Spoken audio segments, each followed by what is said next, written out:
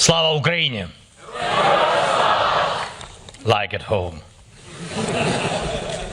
You said, welcome home. Mr. President, Mr. Secretary General, Madam Secretary General, honorable members of the Assembly, dear friends. First of all, thank you for supporting us, supporting Ukraine. Your support has been strong, clear, very important. In many ways, you have shown real leadership. Your clear political positions calling Russia's actions a crime of aggression, supporting a just end to the war, and rejecting any attempt to legitimize the Russian occupation of our Ukrainian territories have helped shape the political response of all of Europe. You have set the standard for every democratic nation across the continent.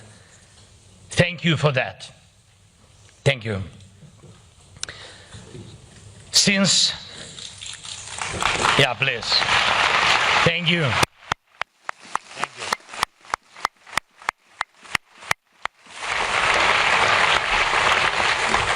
Since the start of the full-scale invasion more than 3 years ago, the Parliamentary Assembly of the Council of Europe has adopted almost 30 resolutions in support of Ukraine.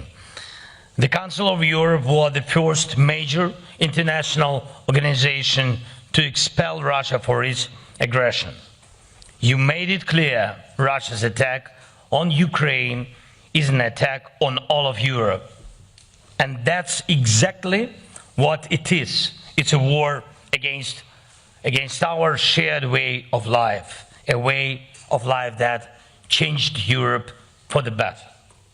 Europe was once the source of many bloody wars and brutal ideologies that caused huge suffering, not just here, but around the world. Not long ago, in just 1 century, Europe brought itself to ruin, and brought it twice. The devastation was total both times, but Europe learned its lessons. It rebuilt itself as a continent of peace. And today Europe helps others find peace and recover from tragedy. It defends international law and human rights around the world. Europe also shows the world how nations can respect each other even after a difficult and painful shared history. And these achievements didn't come by accident. They are not only the result of political will or public opinion, though those played a huge part. These changes also came from the right choices by leaders and the sincere beliefs of people across Europe. And of course, they are also the result of the work of European institutions like the Council of Europe and this Parliamentary Assembly that unite the continent.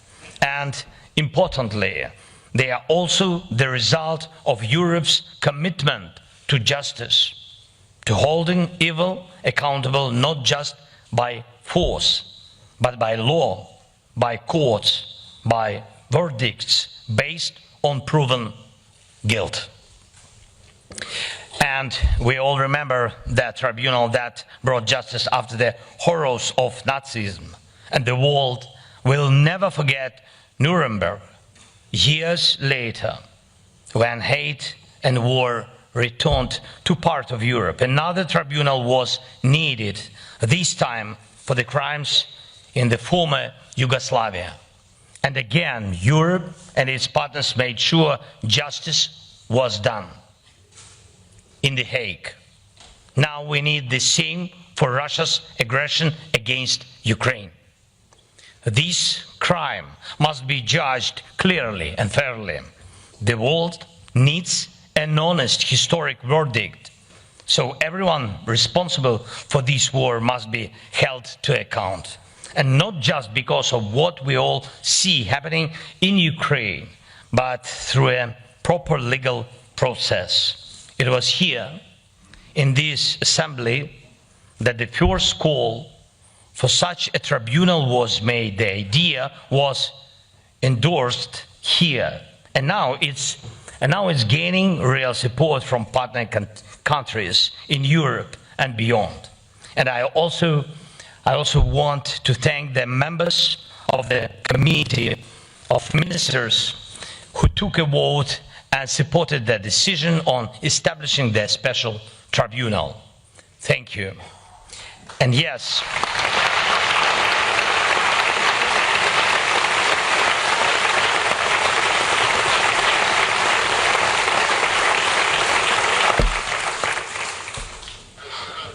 thank you. Yes, there is still a long road ahead, and really we know it. Today's agreement to create the tribunal is just the beginning, and now we must take real steps to make it work. And it will take strong political and legal cooperation to make sure every Russian war criminal faces justice, including Putin.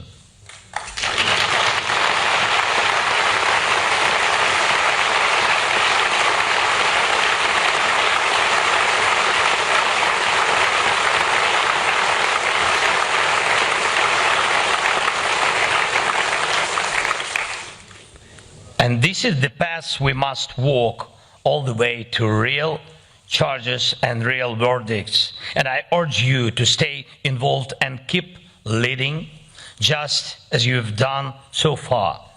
Some people, and understandably so, ask, what can a tribunal really do?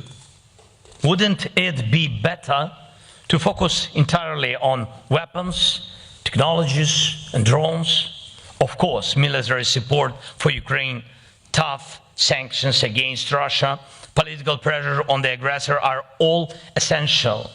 And these are the things that make Russia feel the true cost of this war. And yes, the aggressor must lose.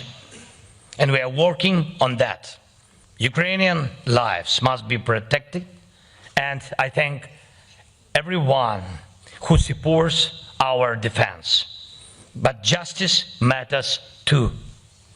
And it must work so that war criminals have nowhere to hide.